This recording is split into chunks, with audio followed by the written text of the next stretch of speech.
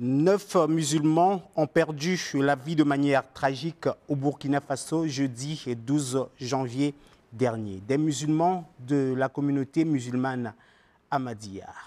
Vous suivrez la réaction du président de la communauté musulmane Ahmadiyya au Congo, Saïd Ahmad, dans ce journal des religions.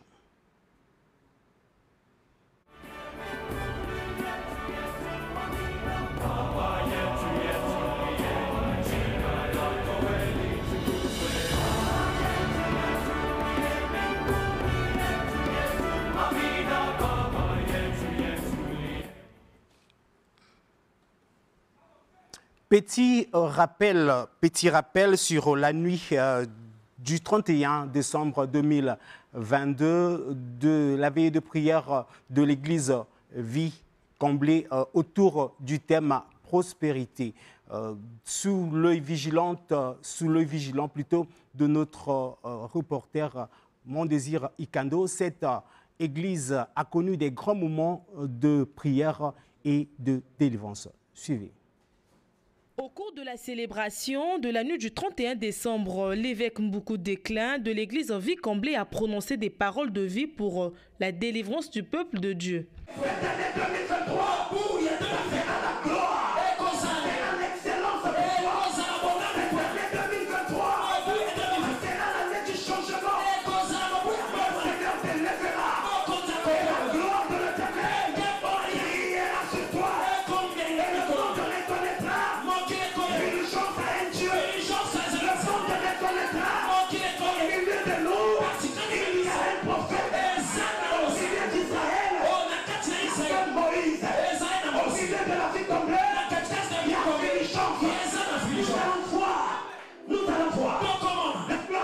Pour exhorter les fidèles sur une élévation distinctive pour cette nouvelle année 2023, les responsables de l'église Vie Comblée ont choisi pour thème la prospérité.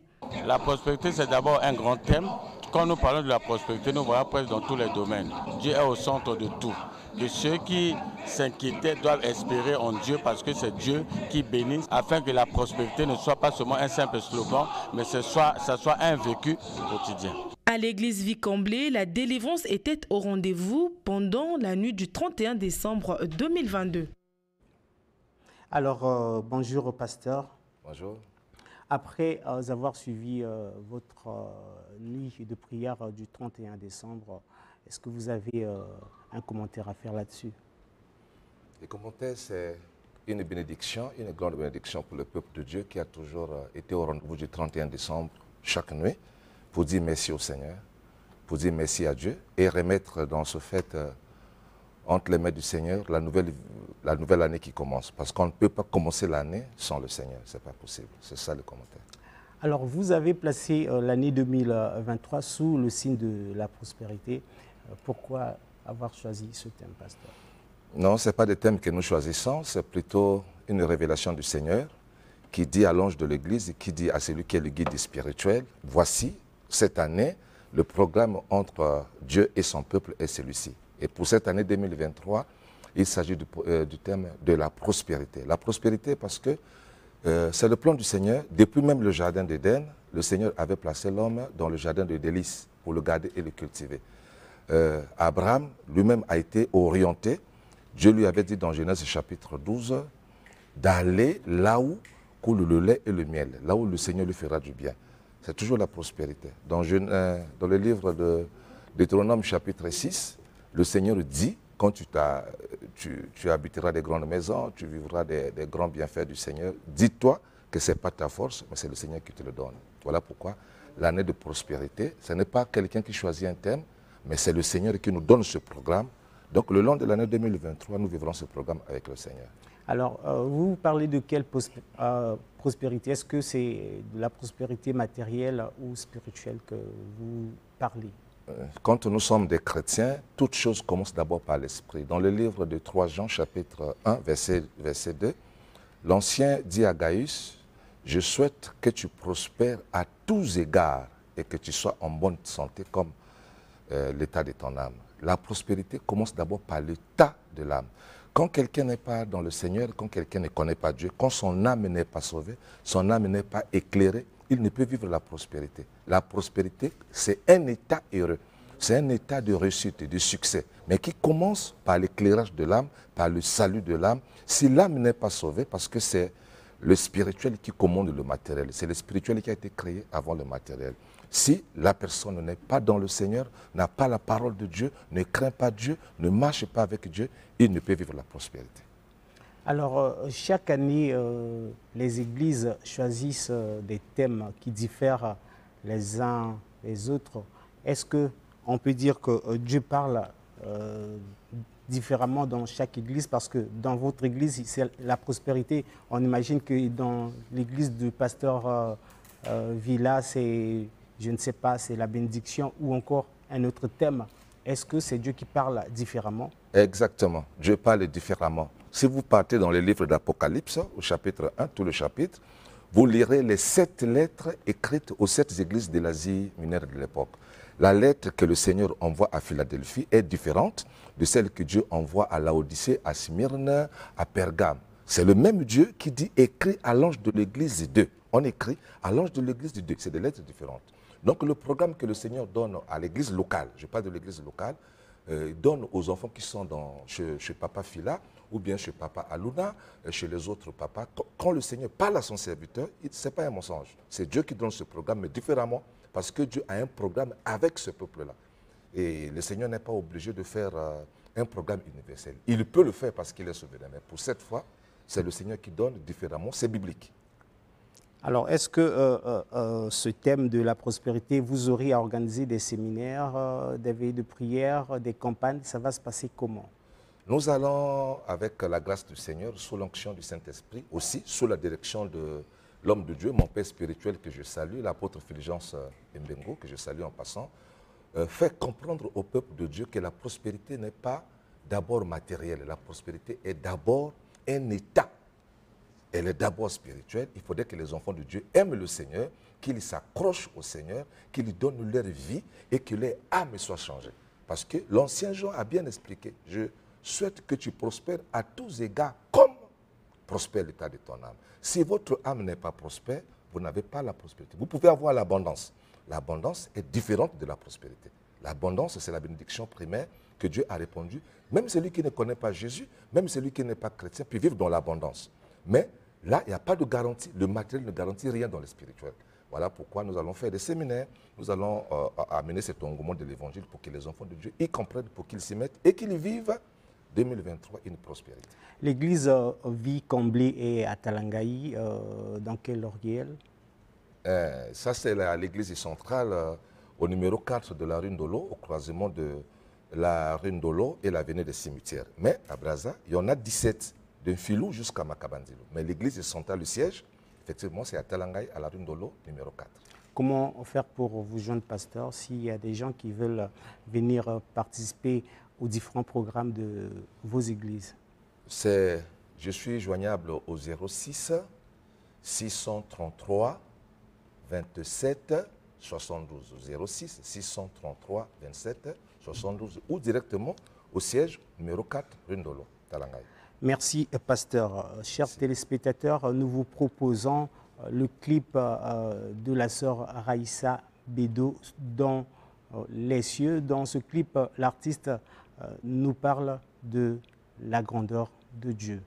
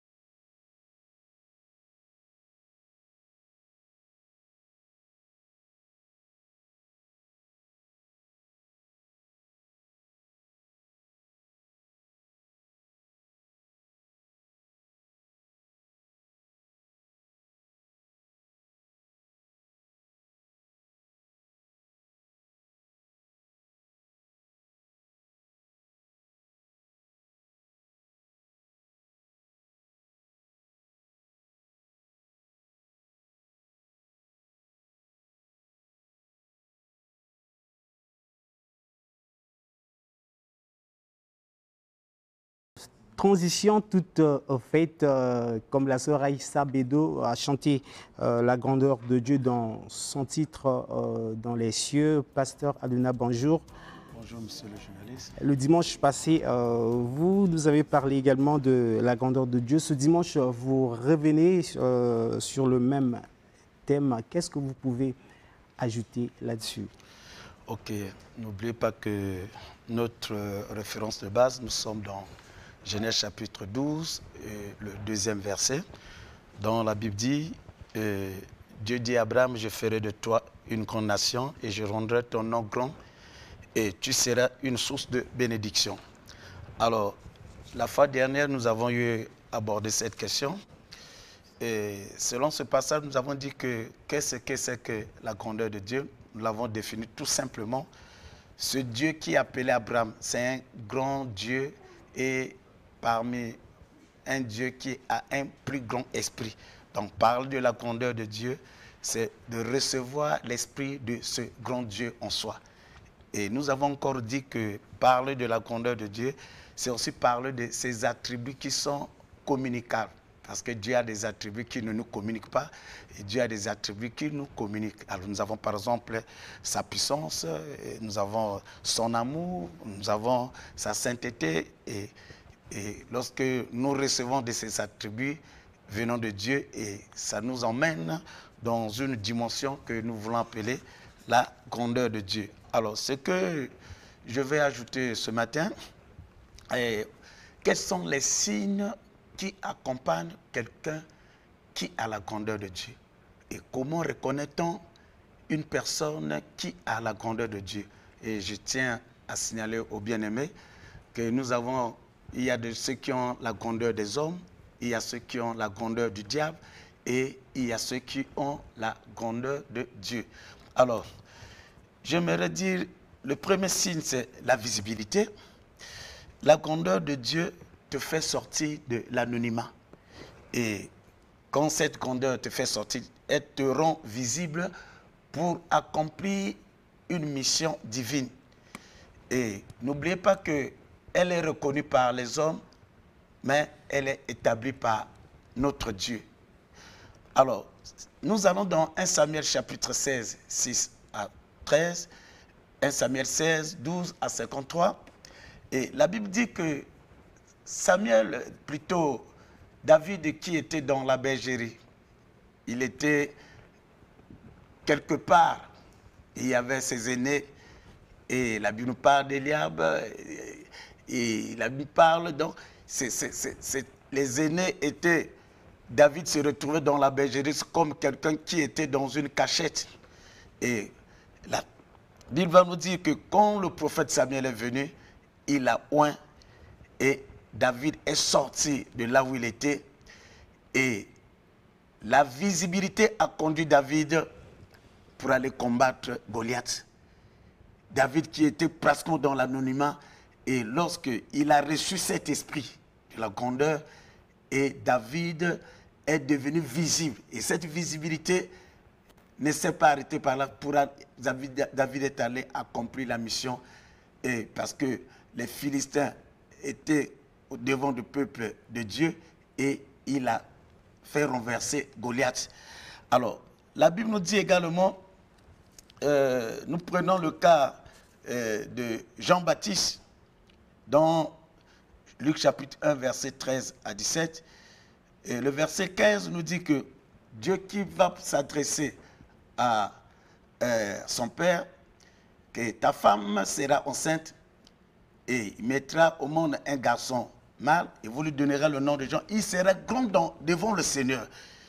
Et qu'est-ce qui s'est passé? Quand Jean-Baptiste a reçu cet esprit de là où il était, dans le désert, et il est sorti dans le Jourdain, et sa visibilité a fait que les Sadducéens, les pharisiens, et même a entraîné Jésus-Christ dans cette foule, et il va donner le baptême à notre Seigneur. Donc nous comprenons que le premier signe de la grandeur de Dieu, la grandeur de Dieu vous rend visible et pour accomplir la mission que Dieu vous confie. Alors le deuxième signe ici, nous voulons parler de l'humilité. Alors, Dieu qui appelle Jean-Baptiste, nous sommes dans Matthieu 18, versets 1 à 4. Alors, Jésus qui va aborder cette question, parce que les disciples étaient en train de parler qui est grand. Et Jésus va leur dire ceci. Et la première des réponses, nous sommes au verset 3. Si vous ne convertissez et si vous ne devenez comme les petits-enfants, vous n'entrerez pas dans le royaume des cieux. Le verset 4 nous dit, c'est pourquoi quiconque qui se rendra humble comme ce petit enfant sera le plus grand dans le royaume des cieux.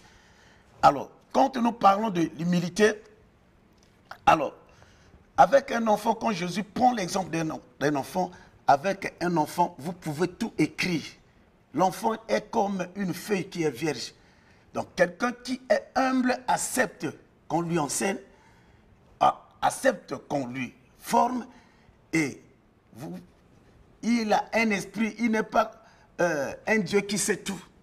Alors, vous comprenez, un type comme Jean-Baptiste, il a l'esprit de la grandeur.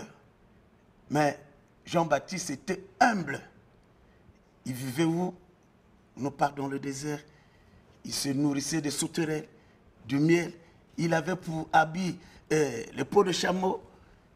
Et un type comme ça, là, serait été nous, qu'est-ce qu'on va le lui qualifier? Pasteur, une parenthèse pour vous aller enchaîner. Quand les marabouts, quand les faux pasteurs, entre guillemets, font des miracles, est-ce qu'on peut également parler de la grandeur de Dieu? Oui, les marabouts font le miracle, les pasteurs font le miracle. Les magiciens aussi. Les magiciens en font. Mais le problème, c'est l'esprit. Quel est l'esprit qui est à l'origine d'accomplir ces miracles? Donc, on parlera de la grandeur de Dieu. Je dis bien la grandeur de Dieu. Si c'est la grandeur du diable, le magicien est là pour faire ses gris-gris. Et si c'est la grandeur de Dieu, c'est la puissance de Dieu qui est à la source. Donc, un pasteur qui accomplit un miracle, si la source de ce miracle, c'est Dieu qui est à l'origine, c'est la grandeur de Dieu. Mais si c'est un magicien, est-ce que la source du miracle vient si c'est un magicien, si c'est un magicien, la source ne provenant pas de Dieu, on ne parlera pas de la grandeur de Dieu. Vous voyez, cette personne guérit, ce magicien-là guérit quelqu'un, il n'est plus malade, par exemple. Le problème, ce n'est pas de guérir. Le problème, ce n'est pas de guérir. Le problème se situe, on guérit avec quel esprit? Parce que c'est la bénédiction de l'Éternel qui enrichit. Le plus souvent, qu'est-ce qui se passe? C'est les guérisons qu'on ramasse dans ces pas où. Qu'est-ce qui se passe? On traite quelqu'un, on prend les mêmes os, on renverse ça dans la rue. Et quiconque qui arrive, qui piétine la maladie, et c'est comme un commerce. Mais quand Dieu te guérit, c'est pour le bon. Quand Dieu te guérit, c'est pour le bon. Et la maladie disparaît pour tout.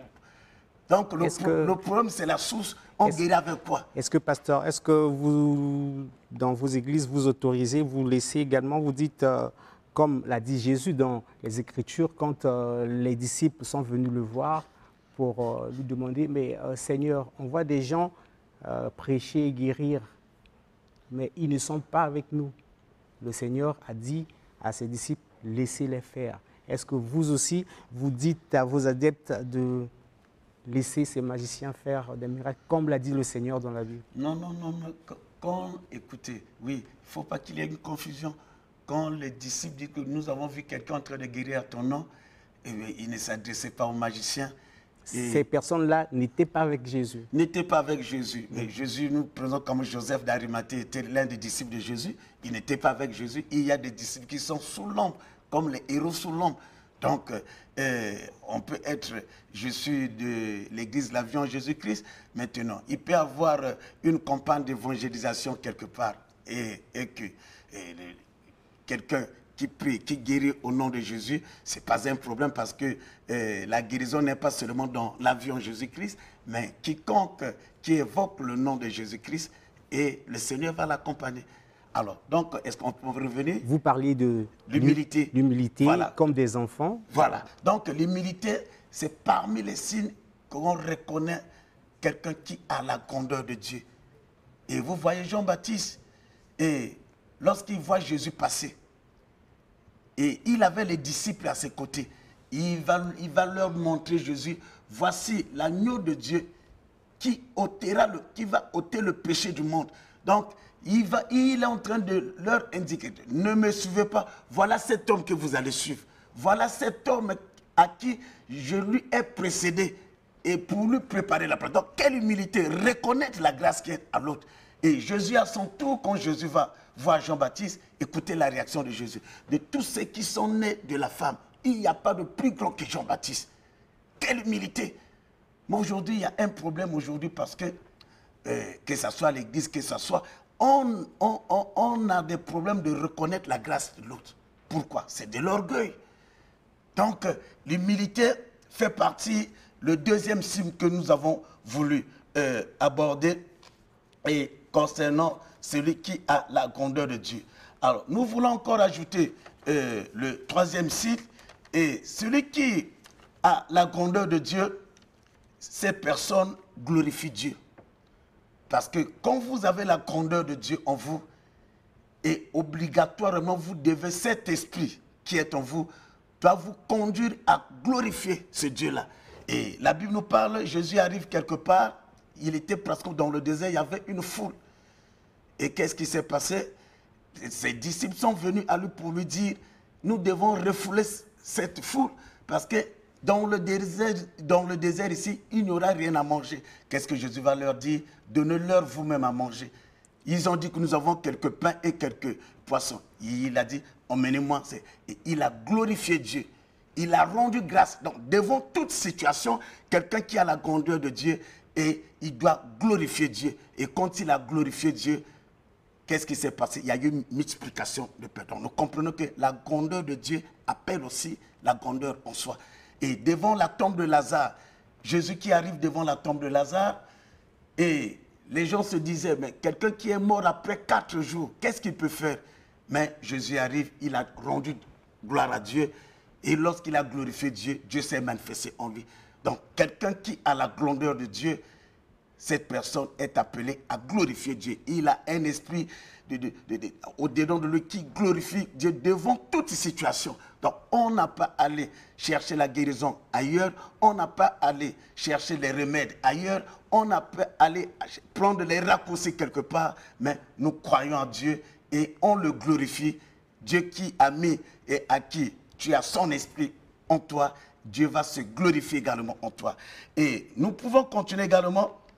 Qui est celui-là? Quel est le signe qui accompagne celui qui a la grandeur de Dieu? Et celui qui a la grandeur de Dieu, selon 2 Samuel 2, 2 Samuel 1, du 2e jusqu'au 16e verset, quelqu'un qui a la grandeur de Dieu, cette personne doit craindre Dieu. C'est parmi les signes. Quelqu'un qui est accompagné par la grandeur de Dieu, cette personne doit marcher dans la crainte de Dieu. Et la Bible dit même que la crainte de Dieu est le commencement de la sagesse. Donc, quand on a la grandeur de Dieu, on saurait que monsieur le journaliste, il est grand dans le journalisme et dans son métier. Et si c'est la grandeur de Dieu qui l'anime, et on saura ça si tu marches dans la crainte de Dieu. Alors, la Bible nous parle ce qui était arrivé à David. Selon ce verset que nous venons de lire, on va lui annoncer que Saoul, on a tué Saoul et son fils. Quelle était sa réaction? Et il a réagi, il a dit, qui est celui-là qui a porté main sur le coin de l'Éternel? Mais Saoul était derrière David pour chercher à lui ôter la vie. Parce que David est arrivé quelque part. Il avait même coincé Saoul, s'il avait la possibilité de le tuer. Mais en lui, il avait l'esprit de la grandeur de Dieu. Il a compris, non, si je le tue, c'est un oint de Dieu. C'est quelqu'un qui appartient à Dieu. Je ne peux même pas toucher à quoi que ce soit. Il a refusé de le faire. Mais lorsque ce jeune homme est venu, il lui a expliqué, c'est lui qui a donné la mort à Saoul. David a déchiré ses habits pour manifester le mécontentement. Donc, la grandeur de Dieu, quelqu'un qui marche avec la grandeur de Dieu, alors la crainte de Dieu doit être son partage. Donc, nous comprenons, et pour dire que dans ce monde, il y a ces personnes que nous qualifions de grands, mais ils sont grands par rapport au monde, ils sont grands par rapport au diable, mais devant Dieu, ils ne sont pas grands. Et cette exhortation de ce matin nous permet de dire aux bien-aimés, n'appelez pas n'importe qui grand. Parce que la grandeur, ce n'est pas seulement voir les voitures. La grandeur, ce n'est pas voir la renommée. Mais la grandeur de Dieu, c'est avoir l'Esprit de Dieu en soi. Et parmi les signes, c'est ce que nous venons de citer. Alors, donc, avant de terminer, et c'est pas si j'ai encore quelques minutes, et j'aimerais... Pas trop, il reste juste quelques Ok, j'aimerais dire aux bien-aimés, nous sommes au début de l'année. Parler de la grandeur de Dieu, tu ne peux pas voir la grandeur de Dieu sans avoir Christ Jésus. Parce que Dieu, ce Dieu-là dont nous sommes en train de parler, il est le Père de tous ceux qui ont le Fils. Si tu n'as pas le Fils, tu n'as pas le Père. Le Père est créateur pour toi, il n'est pas ton Père, il est créateur, il n'est pas ton Père. Alors j'aimerais que tu puisses recevoir Christ ce matin comme Seigneur Sauveur. Fais cette petite prière avec moi. Dis, Seigneur Jésus, je te reçois dans ma vie comme Seigneur et Sauveur personnel. À partir de ce matin, je prends la décision d'abandonner les anciens maîtres et maîtresses que j'ai eu à servir et je vais consacrer toute ma vie, toute mon être à toi au nom de Jésus-Christ. Amen. Merci. C'est une façon de dire bonne et heureuse année parce que tu as commencé l'année en recevant Christ dans ta vie comme Seigneur et le ciel est en mouvement à cause de toi. Que Dieu vous bénisse. Merci, Pasteur Ange. Bienvenue à Luna. Pour nous avoir parlé de la grandeur de Dieu, s'il faut avoir vos contacts. Oui, je suis au 00242 663 71 52. 00242 663 71 52. Avec ce même numéro, c'est mon numéro de WhatsApp. Et vous pouvez également cliquer l'Église La Vie en Jésus-Christ. Vous allez avoir toutes nos coordonnées. Et n'oubliez pas que chaque mardi et chaque samedi, je fais les directs également sur Facebook. Et vous pouvez nous joindre pour une prière en direct. Merci, que Dieu vous bénisse. Merci pour nous avoir parlé de la grandeur de Dieu, Pasteur Aduna, ce Dieu qui est également Elohim, Elohim que nous chante la sœur Priska. Suivez ce clip.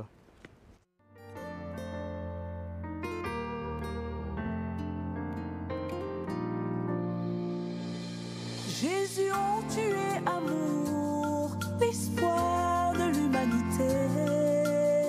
Moi, de mon cœur, j'ai été touché par ta majesté, qui m'a transformé pour toujours.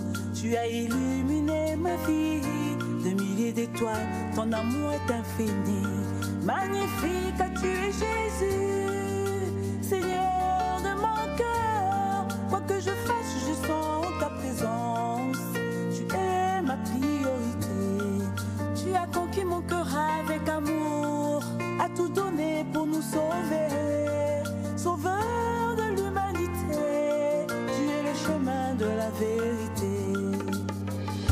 Quand tu frappes à ma porte, Jésus mon sauveur.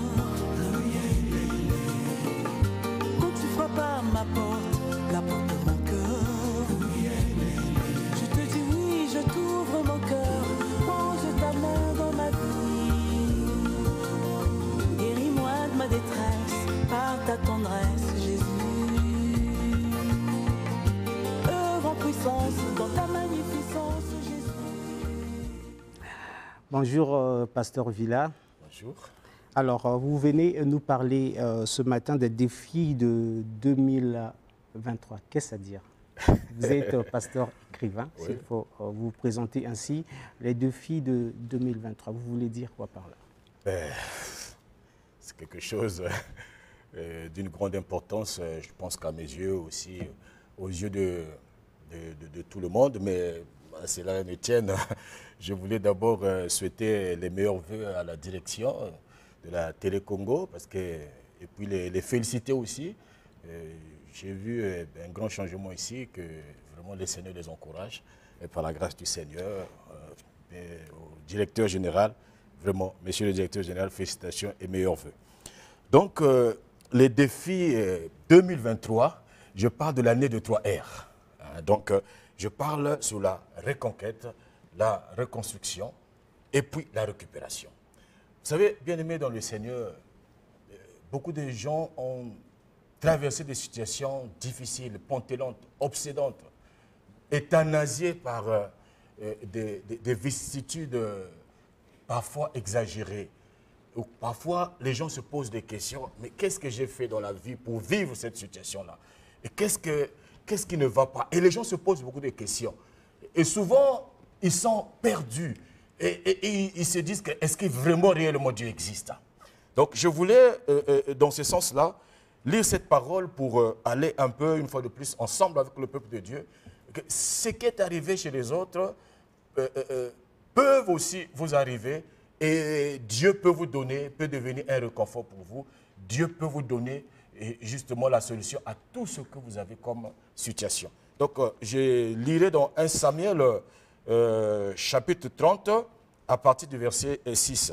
Je vais lire au nom du Seigneur Jésus-Christ. Soyez bénis, bien-aimés dans le Seigneur. Je sais que vous avez vos Bibles. David fit dans une grande angoisse, car le peuple parlait de lapider. Parce que tous avaient de l'amertume dans l'âme, chacun à cause de ses fils et de ses filles. Mais, c'est ça qui est important, je crois que vous êtes en train de suivre. Mais David reprit courage en s'appuyant sur l'Éternel, son Dieu. Il dit au sacrificateur Abiatar, fils d'Achimélec, apporte-moi donc l'éphod. Abiatar apporta l'éphod à David, et David consulta l'Éternel en disant, poursuivrai-je cette troupe, l'atteindrai-je? Et l'Éternel lui répondit, poursuis, car tu atteindras et tu délivreras. Voilà ce qui est plus important, bien-aimé dans le Seigneur. Dans la reconquête, je voulais signifier à mes frères et sœurs qui sont dans une situation difficile que cela est encore possible. Parce que Dieu n'a pas changé. Vous avez perdu des batailles, des conquêtes que vous avez menées autrefois dans les années passées. Et peut-être dans cette année que vous allez encore rencontrer des situations beaucoup plus difficiles. Mais une reconquête est nécessaire. Et faites comme David. La Bible dit que David reprit courage. Pourquoi paniques-tu? Pourquoi tu es dans une situation, tu es troublé, tu as peur, tu gémis, et tu es paniqué? Non, tu dois reprendre courage comme David. David reprit courage et se confia à l'Éternel son Dieu. Il se confia à l'Éternel, s'appuya. La Bible dit que s'appuya sur l'Éternel son Dieu. Voilà la grande chose que nous devons faire cette année, c'est s'appuyer sur l'Éternel son Dieu. Et c'est là le mystère de l'année de 3 heures. Alors, quel objectif vous visiez avec ce mystère de l'année de 3 heures? Oui, nous visons, une fois de plus, dans la profondeur, apporter du réconfort, apporter de la consolation, donner de la joie dans les cœurs des gens outrepassés, opprimés par des situations difficiles. Amener des gens encore dans une vie importante et profonde de prière. Montrer aux gens que seul Dieu est la source. Seul Dieu est donateur de toutes choses. Et sans Dieu, nous ne pouvons rien faire. Sans Dieu, nous sommes zéro. Quel que soit ce que nous sommes, quel que soit ce que nous pouvons avoir, sans Dieu, nous ne sommes rien. Donc, il faut revenir encore une fois de plus à la source, revenir vers Dieu, marcher avec le Seigneur. Vous savez, quand je vois la situation spirituelle de mon pays, parfois je pleure. Justement, il y a plusieurs églises, mais moi, dans mon fort intérieur, je sais qu'il y a une forte crise spirituelle.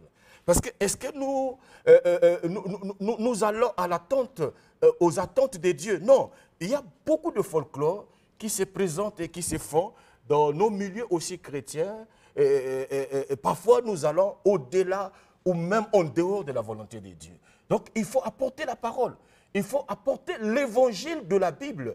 Parler au cœur de chaque personne pour que chacun de nous revienne encore vers le Seigneur en le cherchant de tout son cœur et en faisant confiance au Seigneur. Pasteur, finalement, vous devenez comme des politiciens avec les slogans, l'année des 3 R, reconstruction, tout ça. Mais à la fin, on constate que ce n'est pas suivi d'un effet immédiat. Ou bien, voilà, il n'y a pas d'effet. Les gens ne changent pas. Oui. Je voulais vous dire quelque chose. Quand vous et moi, nous allons chez le coiffeur, mais si vous avez beaucoup de cheveux, vous ne voulez pas aller chez le coiffeur. Mais vous aurez toujours beaucoup de cheveux. Tout à l'heure, là, j'ai vu des très jeunes sœurs qui font très bien leur travail avant de passer à la télévision. Il faut le nécessaire que vous soyez, disons, embellis. Voyez-vous, Dieu utilise le libre arbitre. Et quand il donne un message à un serviteur de Dieu, et si vous ne suivez pas, mais vous n'allez pas manger les fruits de cette grâce. Le problème ici, c'est d'écouter Dieu, de marcher avec Dieu, et de commencer, d'avoir le courage, comme David a pris le courage.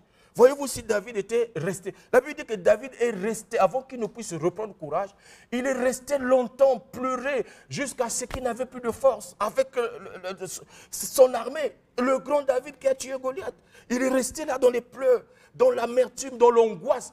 L'angoisse habitait le cœur de David.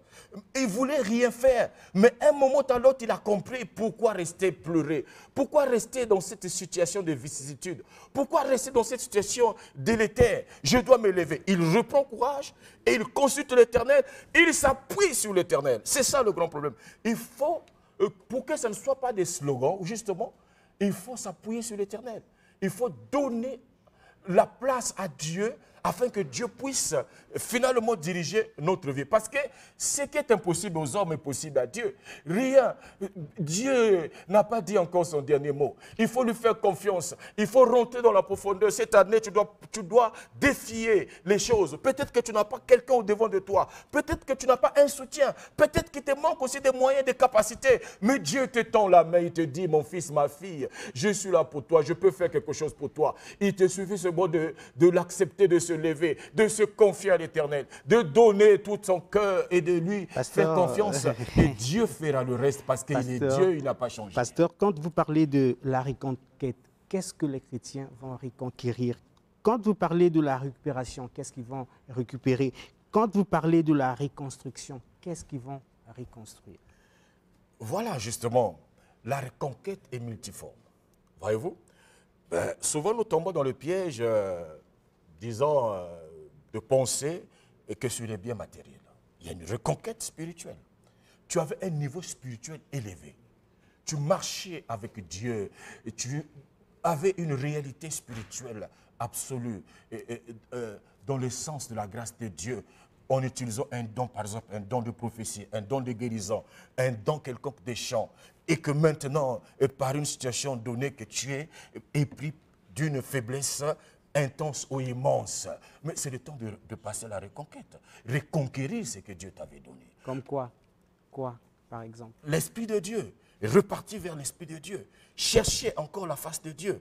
Parler avec Dieu. Et la Bible dit que le reste vous sera donné par-dessus. Quand nous revenons dans la présence de Dieu, bien-aimé dans le Seigneur, sachez-le, les portes des cieux sont ouvertes. Et Dieu nous fait grâce. La clé du succès, c'est être avec Dieu, dans l'intimité, parler avec Dieu. Et c'est là le mystère de la reconquête.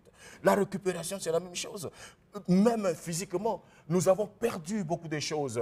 Nous avons été justement avilis par des situations difficiles. Et nous vivons une situation morose maintenant. Mais il est temps de dire non, assez. Pourquoi je dois rester malade? Pourquoi c'est moi qui dois chaque fois aller à l'hôpital acheter les médicaments? Pourquoi c'est moi qui dois vivre dans une situation bizarre? Je dois me lever, je dois reprendre courage comme David et je dois dire, tout doit changer. Je cherche la face du Seigneur pour que je puisse réécrire une nouvelle histoire avec Dieu parce que c'est encore possible et tout est possible avec Dieu. Est-ce que cette reconquête, moi je connais une chanson qui dit « Allons dans le camp de Satan pour récupérer ce qu'il nous a volé ». Est-ce que cette reconquête, c'est aussi matériel? Oui, justement. La reconquête, comme je l'ai dit, est multiforme. Donc, c'est aussi matériel. Voyez-vous, chaque jour, tu es là pour que tu manges, il faut qu'on te donne quelque chose. Il faut que quelqu'un puisse avoir pitié de toi. Alors que tu as une bénédiction en Dieu. Dieu peut faire quelque chose de plus que ce que tu vois, ce qu'on te donne. Donc, il faut aller dans le camp de l'ennemi. Le diable a détruit beaucoup de vies, papa. Et surtout nous en Afrique. Quand vous allez dans le camp de l'ennemi, vous risquez d'y rester. Non, mais avec Dieu.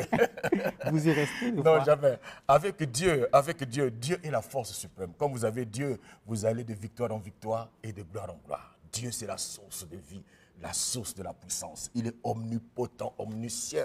Il est le Dieu tout-puissant. Merci, pasteur. Pour ceux qui veulent vous contacter, vous contactez. Ben, je suis très content aujourd'hui, encore une fois de plus, après tant de peut-être, je n'étais pas ici avec vous parce que je n'étais pas disponible, Merci et une fois de plus. Et donc, je vous souhaite aussi les vœux le meilleur par la grâce du Seigneur. L'Église Montagne des Sions est en train d'organiser des moments de reconquête, de récupération. Ça se trouve où? Donc, dans la rue Gamboma 72, donc aux Berges d'un Foie, vous êtes au rond-point de Mongali, cherchez la rue Gamboma. Comme vous allez vers le plateau, toujours sur les berges de Berges d'un Foie, l'église Montagne des Sions s'y trouve. Donc vous serez bienvenus. Tout à l'heure, d'ailleurs, je serai là en tant que prédicateur. Et venez si vous voulez comprendre très bien la reconquête, la récupération, la reconstruction. Venez avec nous par la grâce du Seigneur. Et donc mon numéro de téléphone pour ceux qui veulent me joindre par la grâce du Seigneur, je suis au 05 556 02 54. 05 556 02 54.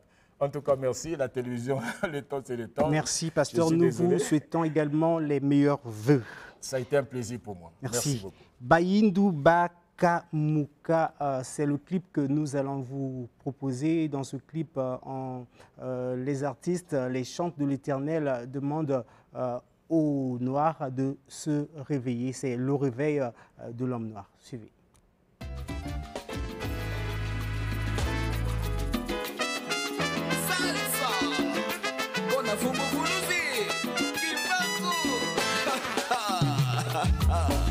Nazali moindo, nazali moindo, nazali moindo, nazali moindo, baila, bona fumu fulusi, nazali moindo, miso mibale, matoi nanga mibale, sela ya solo mibale, mino nanga pembe, lolemu nanga motane.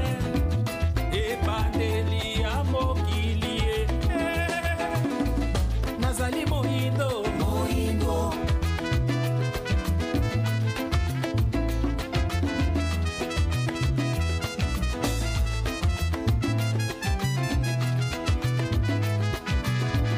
nazali ebandeli ya mokili, nazali ebandeli ya mokili, nazali ebandeli ya mokili.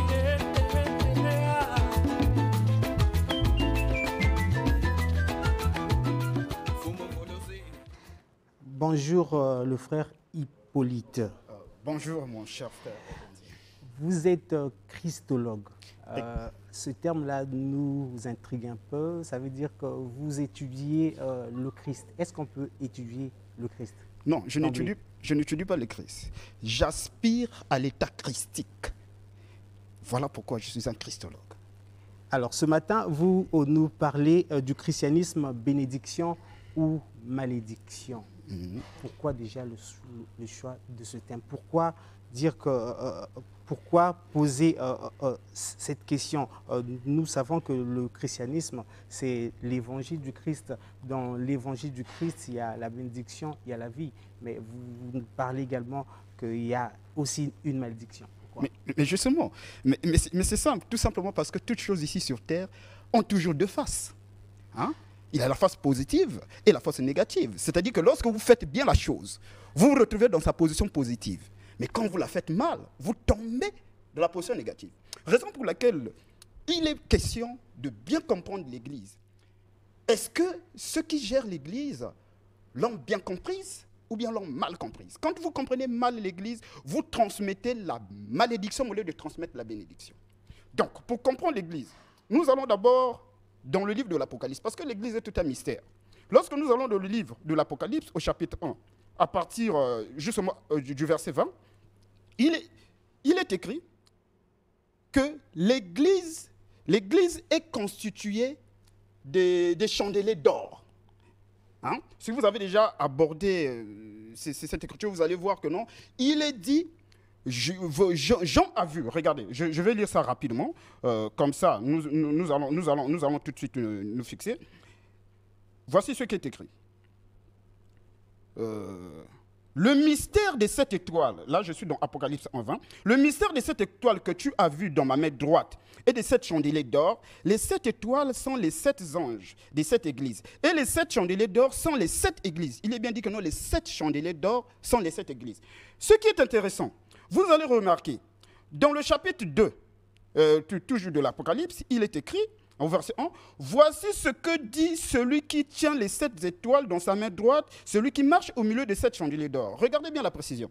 Il marche au milieu des 7 chandeliers d'or. Maintenant, au verset 5, regardez la partie B du verset 5. Souviens-toi donc d'où tu es tombé.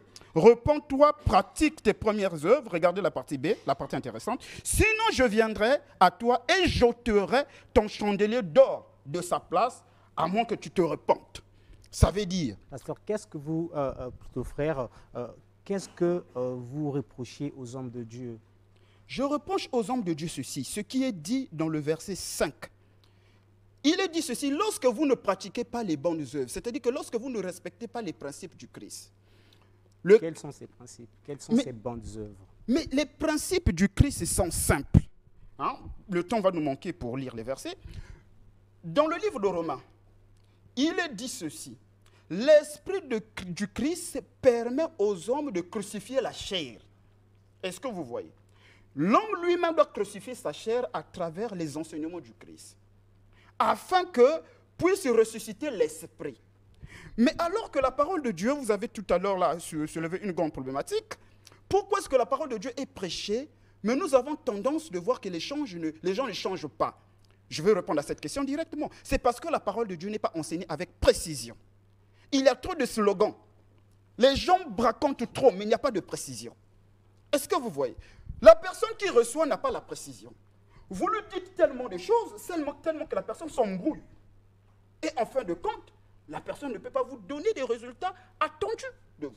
Donc, l'évangile, lorsque j'entends certaines personnes dire ici que non, il est dimanche, venez recevoir Christ. Mais on ne reçoit pas Christ, mais lisez bien le livre de Romains.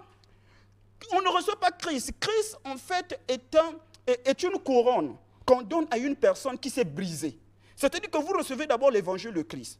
Et cet évangile de Christ vous permet de briser tout ce qui est négatif en vous. Après avoir brisé tout ce qui est négatif en vous, voilà pourquoi on dit qu'il faut tuer l'homme ancien, veut dire l'homme, le vieux homme. C'est toi-même qui le tue, c'est toi-même qui le crucifie. Après avoir crucifié, tué la chair, en ce moment-là, on te donne la récompense de l'esprit du Christ. Donc ça veut dire que l'esprit du Christ est en fait une couronne qu'on attribue à un chrétien qui a fait un grand travail sur soi. C'est-à-dire que les enseignements qu'il a reçus avec précision lui a permis d'identifier non seulement ses défauts, mais aussi sa mauvaise appréhension du monde. Et quand il corrige tout ça, ce n'est qu'après, celui-ci reçoit l'esprit du Christ comme étant récompense, comme étant couronne, si vous voulez. Quand l'évangile devient malédiction, ça veut dire qu'il y a des pièges. Quels sont ces pièges? Mais les pièges sont d'abord là. Regardez, on peut vous dire des termes du genre homme de Dieu, serviteur de Dieu. Bon, vous allez vous dire qu'un homme de Dieu, un serviteur de Dieu, c'est celui qui sert à l'église. C'est faux. Mais on est serviteur de Dieu partout où tu fais ton travail avec un cœur sincère et un cœur juste. Prenons par exemple le cas. Vous avez un problème, votre enfant est malade. Mais vous allez tout de suite vous dire que non, je dois aller voir le docteur Antel. Vous arrivez là, mais vous réclamez un docteur. Parce que vous savez que non, le docteur là, vous traite avec beaucoup de passion, vous traite avec beaucoup d'amour. Si vous vérifiez là, il n'est même pas chrétien. Donc vous encouragez les gens à ne pas fréquenter les églises, si je vous comprends. Mais non, je n'encourage pas des gens à ne pas fréquenter les églises. C'est encore là. Lorsqu'on parle de l'église, on dit que non, l'église, c'est la maison de Dieu. Encore une fois, les prédicateurs lisent très mal la Bible. L'église n'est pas la maison de Dieu, l'église est un sanctuaire, là où les personnes viennent pour élever les prières. Ça répond tout simplement à l'ordre que Dieu a établi.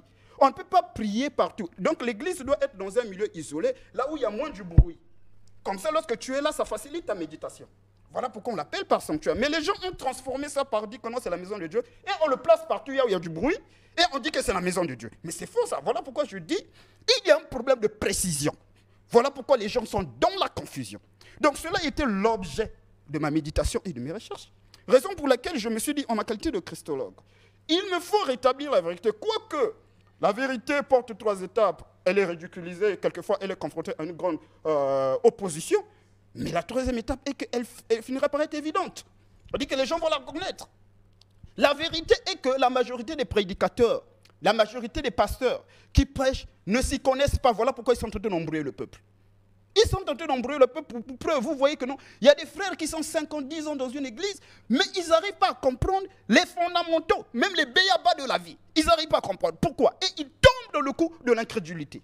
Ils tombent dans le coup de l'égarement. mais ils n'en sont pas conscients. Alors, quelle stratégie adopter pour éviter de tomber dans ce piège de l'évangile, dans ces pièges de Voilà. l'évangile? Quelles sont les stratégies? Premièrement, pour le peuple, la stratégie, il faut éviter de tomber dans le piège de 2 Timothée 5. Là où certaines personnes se sont fait des apôtres, des évangélistes, qui leur disent des choses agréables. Premièrement, il faut éviter qu'on te dise des choses agréables. À l'église, il faut chercher qu'on te dise ce qui ne va pas chez toi, pas chez l'autre. C'est-à-dire que tu vas à l'église pour te mirer. Tu vas à l'église pour la recherche de ton salut. Et on dit le salut individuel. Donc, pour que tu puisses accéder au salut, il faudra que tu sois taillé. Il faudra qu'on te dise ce qui ne va pas chez toi. Donc, il faut d'abord aller à l'église pour qu'on te dise ce qui ne va pas afin que tu puisses te perfectionner. Mais lorsque les gens vous disent que non, voici la bénédiction, voici, vous serez bénis. Mais c'est faux. Lorsque Dieu a créé le monde, avant même que Dieu puisse placer l'homme dans le monde, Dieu a d'abord béni la terre. La terre est remplie de toutes formes de richesses. Et puis Dieu a pris cette richesse-là, il a dit l'homme gère. Donc aujourd'hui, si l'homme souffre, ce n'est pas le problème de Dieu, c'est le problème de l'homme. Parce que Dieu est un être tellement responsable qu'il n'aime pas se mélanger. Il fait des choses avec précision. Il a créé. Après avoir créé, il dit à l'homme de gérer. Mais si ça ne va pas, regardez-vous entre les hommes.